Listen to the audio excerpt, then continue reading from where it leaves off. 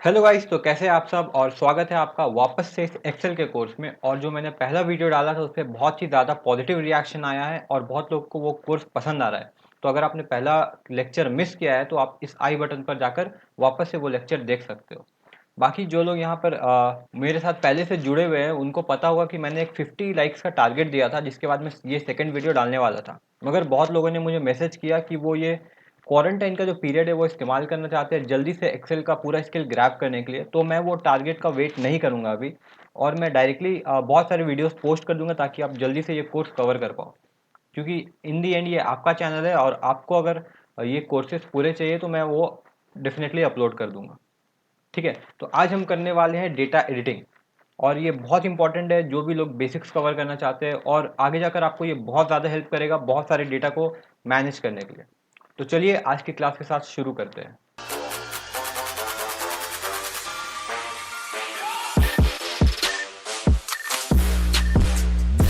तो गाइस, आपको आपके स्क्रीन पर कुछ डाटा नज़र आ रहा होगा, जैसे कि डेज दिखा होगा आपको, एक कॉलम दिख रहा होगा, दूसरा कॉलम दिख रहा होगा नंबर ऑफ स्टूडेंट्स का। तो आपको बता दूं, जो डाटा हम एंटर करते हैं एक्सेल में वो दो तरह का हो सकता है। सबसे पहला आपका हो सकता है टेक्स्ट। जो टेक्स्ट हम नॉर्मली अल्फ़ाबेट टेक्स्ट पढ़ते हैं उसकी बात कर रहा हूँ। दूसरी हो सकती है डिजिट्स, जिसमें कि आपका 1 2 3 4 से लेकर के जितना भी डिजिट्स है वो कवर होता है। ठीक है, तो हमेशा जो डाटा हम लोग नॉर्मली एंटर करते हैं, प्राइमरी डाटा की मैं बात कर रहा हूँ, वो होता है टेक्स्ट और नंबर के फॉर्म में। ठीक है, और इन्हीं टेक्स्ट और डाटा को लेकर के मैं हम बहुत सारे एक्टिविटीज़ करते हैं एक्सेल में। और कोई भी एक्टिविटी करने का दो तरीका होता है। सबसे पहला तरीका जो है वो ये है कि मैं शॉर्टकट्स का यूज़ करूँ। ठीक है, बहुत सारे शॉर्टकट्स का इस्तेमाल कर सकता हूँ मैं, या फिर दूसरा ऑप्शन है कि मैं जो पाथ है वो यूज़ करूँ। मैं अभी बहुत सारे एक्टिविटीज़ करके दिखाऊंगा आपको, जो कि मैं शॉर्टकट से भी करूंगा, और दूसरी चीज़ है मैं पाथ के थ्रू भी आपको दिखाऊंगा कि कैसे वो आप यूज़ कर सकते हो। ठीक है, तो सबसे पहली चीज़ जो हम करने वाले हैं वो है किसी चीज़ को फाइंड करना। सपोज मेरे पास इतना बड़ा डाटा है और मुझे इसमें से कुछ फाइंड करना है ना। इसमें से हम मुझे कुछ फाइंड करना है, तो हम वो फाइंड कैसे करेंगे, वो हम सबसे पहली चीज़ जो है वो करने वाले हैं। तो इसका शॉर्टकट पहले बता दो। शॉर्टकट है इसका कंट्रोल एफ। जब भी आप कंट्रोल एफ करोगे तो आपको वहाँ पर एक डायलॉग बॉक्स दिखेगा, और इसमें पहला जो डायलॉग बॉक्स में आपको ये एरिया दिख रहा है ये है फाइंड का। तो कुछ भी फाइंड करना है तो इस पर लिख सकते हैं, जैसे कि हमें फाइंड करना है वेडनेसडे, और हम अगर एंटर करेंगे तो हमें दिख जाएगा कि वो वेडनेसडे जो है वो ग्रीन बॉर्डर से हाईलाइट हो गया। ठीक है, तो सबसे पहली चीज़ है फाइंड ऑप्शन। सबसे पहले कंट्रोल एफ दबा करके इस बॉक्स में जा करके हमें जो भी वर्ड सर्च करना है वो डालना है। ऐसे तो अभी डेटा छोटा है तो हमें बहुत इजी पड़ रहा है, मगर जब हम किसी कंपनी के लिए काम करते हैं तो 700-800 वर्ड्स होते हैं, उसके लिए 700-800 फिगर्स होते हैं अलग अलग कॉलम में। तो उस चीज़ को कैसे कवर करेंगे, इसी चीज़ से फाइंड ऑप्शन से हम लोग उसमें कोई भी चीज़ को कवर कर सकते हैं। ठीक है, किसी भी चीज़ को फाइंड कर सकते हैं।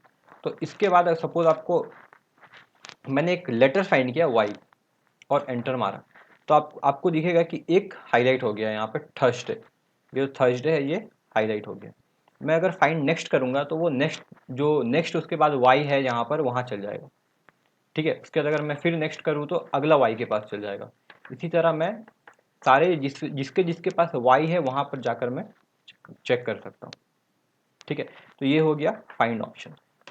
ये तो हो गया शॉर्टकट। लेकिन अगर हमें पाथ के थ्रू जाना हो तो क्या करेंगे, सबसे पहले हम जाएंगे होम टैब में। यहाँ ऊपर में आपको होम टैब दिख रहा होगा, और इस रिबन में हम एकदम लास्ट में जाएंगे एडिटिंग में, क्योंकि आज हम लोग एडिटिंग कर रहे हैं, डेटा एडिटिंग कर रहे हैं, तो एडिटिंग में जाएंगे और यहाँ पे फाइंड ऑप्शन में क्लिक करेंगे।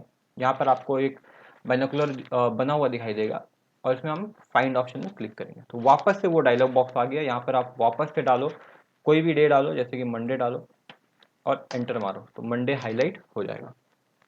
ठीक है, ये था पहला हमारा फाइंड ऑप्शन। तो दो तरीका सिखाया मैंने आपको, एक हो गया आपका शॉर्टकट के मेथड से, दूसरा हो गया आपका पाथ के मेथड से। नेक्स्ट चीज जो हम सीखने वाले हैं वो है हमारा रिप्लेस ऑप्शन। तो जो वर्ड रिप्लेस है उसे ही समझ आ रहा होगा कि हम किसी चीज को हटा के उसके बदले में कुछ लाने वाले हैं।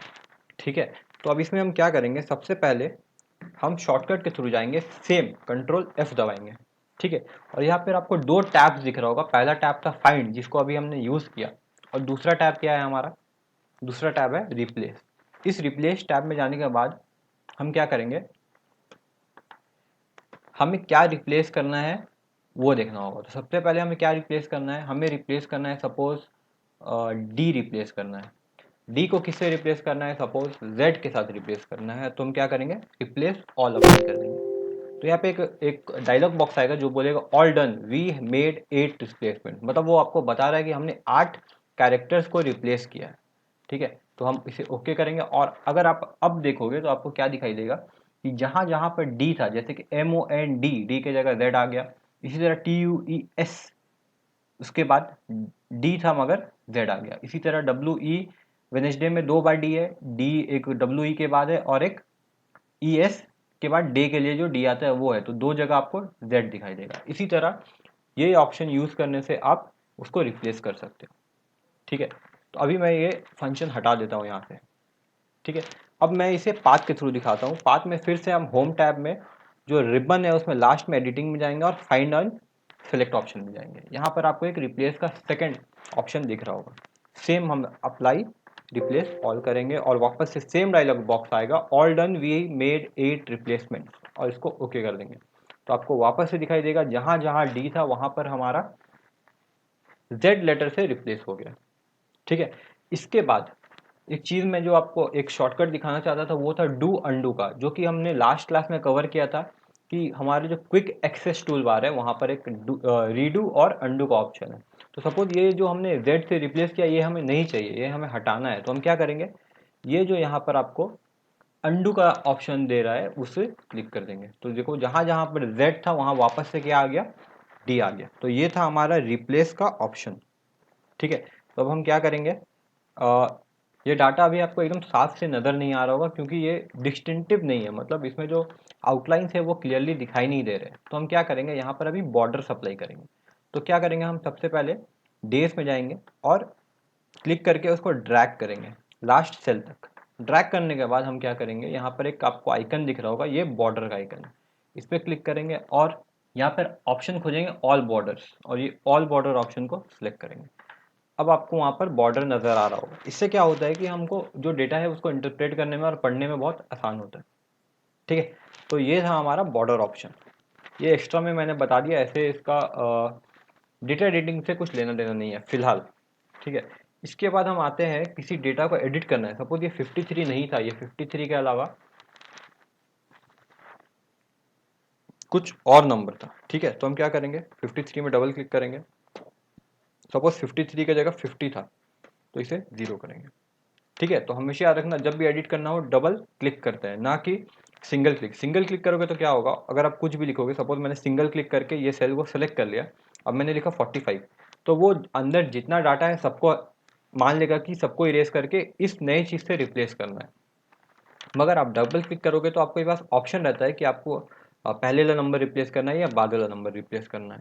इसी तरह टेक्स्ट में अगर आप डबल क्लिक करोगे तो आपके पास ऑप्शन रहता है कि आप कौन सा लेटर रिप्लेस करना चाहते हो या डिलीट करके नया लेटर डालना चाहते हो। ठीक है, तो ये एक हो गया हमारा एडिट ऑप्शन कि हम कैसे किसी सेल के अंदर जाकर एडिट कर सकते। तो अब जो नेक्स्ट चीज़ हम करने वाले हैं वो है हमारा फंक्शन और फॉर्मूला वाला सेगमेंट। तो कोई कहीं भी हम अपने फंक्शन को कैसे अप्लाई करते हैं। सपोज आपके पास यहाँ पर दिख रहा होगा एक सेल है जिसमें बहुत सारे नंबर्स है। सपोज मुझे इसका टोटल चाहिए, मतलब यहाँ पर मैं इंक्लूड कर देता हूँ टोटल, और मुझे जानना है कि ये जो सारा जो डाटा है उसका टोटल क्या होगा। तो हम एक फंक्शन का इस्तेमाल करेंगे। ये फंक्शन क्या बोलता है, यहाँ पर आओगे आप, आपको नज़र आएगा ऑटो सम। तो मैं अगर यहाँ पर ऑटो सम को क्लिक करूँगा तो क्या होगा, ये इतने सारे डाटा को सेलेक्ट कर लेगा और हम फिर एंटर दबाएंगे तो क्या होगा, ये हमें उसका टोटल दिखा देगा। ठीक है, तो ये जो 212 है वो इस डेटा का पूरा टोटल है।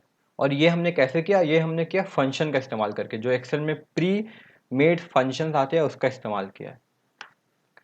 जो दूसरा तरीका है ये करने का वो है हमारा फॉर्मूला अप्लाई करना। मगर फॉर्मूला का एक चीज़ है कि वो खुद से डिज़ाइन करना पड़ता है। तो हम यहाँ पे एक फॉर्मूला डिज़ाइन करेंगे और लिखेंगे सबसे पहले इक्वल टू। ठीक है, इक्वल टू लिखने के बाद हम लिखेंगे, हम क्योंकि हमें ऐड करना है तो हम लिखेंगे सम। सम लिखने के बाद हम एक कॉमन ब्रैकेट ओपन करेंगे। कॉमन ब्रैकेट के अंदर हम वो सारे सेल्स सेलेक्ट करेंगे जिसको हमें ऐड करना है। तो हमें सपोज यहाँ तक ऐड करना है तो हमने वो सिलेक्ट कर लिया और इसे क्लोज कर देंगे और क्या करेंगे, एंटर दबाएंगे। तो क्या हुआ, हमारा ये जो टोटल 212 था वही टोटल हमें वापस नज़र आया, मगर हमने क्या चीज़ का इस्तेमाल किया यहाँ पर, फॉर्मूला का इस्तेमाल किया। ठीक है, और यही डिफरेंस है फंक्शन और फार्मूला में। फंक्शन जो होते हैं उसमें टाइम नहीं लगता है, फार्मूला हमें पूरा बनाना पड़ता है। तो जब आपको टाइम सेव करना हो तो आप, और फंक्शन अवेलेबल हो तो आप फंक्शन का यूज़ करो, मगर जब फार्मूला आपको बनाना पड़े तो वापस हम फार्मूला बना भी सकते हैं, बस वो थोड़ा टाइम टेकिंग होता है। सपोज हमें ये फंक्शन को एडिट करना है, ठीक है, अब हम एडिटिंग पे आते हैं। सपोज ये फंक्शन हमें एडिट करना है या फार्मूला को एडिट करना है, तो क्या करेंगे, आपको दिख रहा होगा यहाँ पर इक्वल टू सम E2 से लेकर E6, इसमें हमको सपोज 30 और ऐड करना है, तो हम क्या करेंगे, डबल क्लिक करेंगे। सबसे पहले इसमें जा करके डबल क्लिक करेंगे तो आपको वापस से फॉर्मूला नज़र आ जाएगा, लास्ट में जाकर के +30 लिख करके एंटर मारेंगे। तो अब क्या हुआ, जो पुराना टोटल था उसमें 30 ऐड हो गया क्योंकि हमने फॉर्मूला को चेंज कर दिया है। दूसरा जगह जहाँ पर आप फॉर्मूला देख सकते हो वो है ये फॉर्मूला बार, और पिछले क्लास में मैंने डिटेल में बताया था कि फॉर्मूला बार में आपको क्या क्या देखने को मिलेगा। तो ये फॉर्मूला अभी आपको देखने को मिल रहा है, यहाँ पर आपको 30 ऐड किया वो भी आपको नज़र आ रहा होगा। तो यहाँ पर भी जाकर के आप एडिट कर सकते हो। तो दो तरीका एडिट करने का, ये या तो आप सेल में जाकर के एडिट करो डबल क्लिक करके, या फिर आप फॉर्मूला का जो फंक्शन बार है वहाँ पर जाकर आप एडिट कर सकते हो। तो दोनों ही जगह आप एडिट करोगे आपको आंसर सेम मिलेगा, कोई फ़र्क पड़ने वाला नहीं है। ठीक है, तो ये हमारा सेकंड था, जो कि हमारा सेकंड ऑप्शन था कि हम फंक्शन टैब का इस्तेमाल करें। तो ये हो गया हमारा फंक्शन वर्सेस फार्मूला, फंक्शन और फार्मूला कैसे अप्लाई करना है। और इसके अलावा तो मैंने आपको अंडू और रीडू वाला ऑप्शन ऑलरेडी बता दिया है, मगर फिर से देख लो कि यहाँ पे जो क्विक एक्सेस टूल बार है वहाँ पर जाओगे तो आप अंडू और रीडू ऑप्शन का इस्तेमाल यहाँ से कर सकते हो। इसके अलावा एक है go to function. Go to का मतलब क्या होता है, सपोज आपको स्पेसिफिक सेल में जाना है और डेटा बहुत बड़ा है, आपको एक स्पेसिफिक सेल में जाना है। सपोज हम मान लेते हैं हमें एच, ये जो एच कॉलम है इसके हमें सपोज 14 रो में जाना है, ठीक है, और अभी हम यहाँ पर है, सपोज हमें H14 में जाना है, तो हम क्या करेंगे, कंट्रोल G प्रेस करेंगे। कंट्रोल G प्रेस करके हम H14 लिखेंगे और ओके करेंगे, तो हमारा जो H14 वाला सेल है वो ऑटोमेटिकली हाईलाइट हो जाएगा। तो ये जो दूसरा चीज़ है बहुत इंपॉर्टेंट है, गो टू सेल। जब आपका डाटा बहुत बड़ा होगा, आपको कोई एक पर्टिकुलर सेल में जाना होगा, तो आप गो टू फंक्शन का इस्तेमाल करोगे। ठीक है, तो इसके अलावा अगर सपोज हमें कोई स्पेशल जगह जाना है, सपोज हमने कहीं फार्मूला अप्लाई किया है, हमें वहाँ जाना है, तो हम क्या करेंगे, फिर से कंट्रोल G प्रेस करेंगे और हम आ जाएंगे कहाँ पर, उसी सेम डायलॉग बॉक्स में जहाँ पर हमने H13 या 14 सेलेक्ट किया था।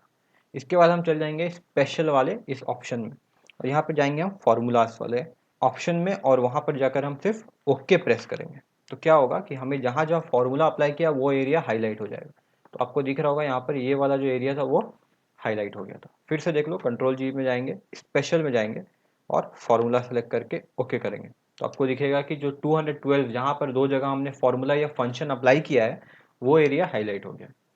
ठीक है, तो ये आपका क्या है, ये है आपका किसी स्पेसिफिक सेल में जाना या फिर किसी स्पेसिफिक फार्मूला में जाने के लिए आप ये गो टू फंक्शन इस्तेमाल कर सकते हो, जिसे हम स्पेशल जो हमने गो टू फंक्शन इस्तेमाल किया उसे हम एडवांस गो टू भी बोल सकते हैं, क्योंकि उसे बहुत लोग एडवांस गो टू भी बोलते हैं। ठीक है, तो गाइस ये था हमारा आज का क्लास, और होपफुली आपको ये बहुत काम का लगा होगा, क्योंकि आप जब इंडस्ट्री में जाकर काम करोगे तो ये छोटे छोटे चीज़ें आपकी बहुत ज़्यादा मदद करेगी बड़े डाटा को इंटरप्रेट करने के लिए।